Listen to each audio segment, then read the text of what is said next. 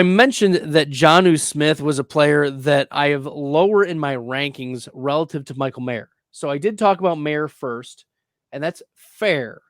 But Jonnu Smith hasn't gone away. Still, since week 2, at least 5 targets in every single game.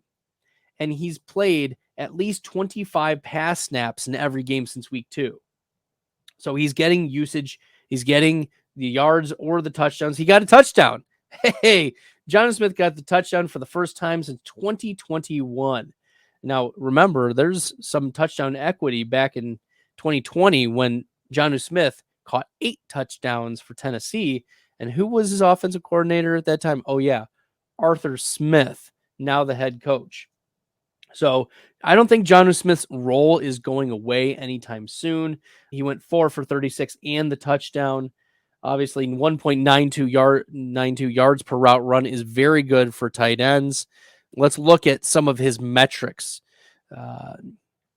Third in yards after catch among tight ends, 6th in receiving yards, 7th in receptions, 10th, he's tight end 10 in fantasy points per game, 6th in yards per team pass attempt, 9th in yards per reception, 2nd in yards per target, 3rd in yards per route run. So this is a player that is clearly in that tight end 1 blob of like tight end 8 to tight end 14. Like you can just fall in that blob. But Jonnu Smith, I think you can start him rest of season.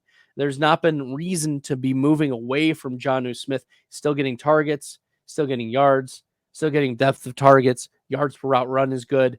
So I prefer Mayer over Jonnu Smith rest of season because we see Kyle Pitts improving, Drake London improving, but Michael Mayer is also improving. Jonnu Smith, I think, is going to be just fine, though, as like tight end 8 to 14 rest of season.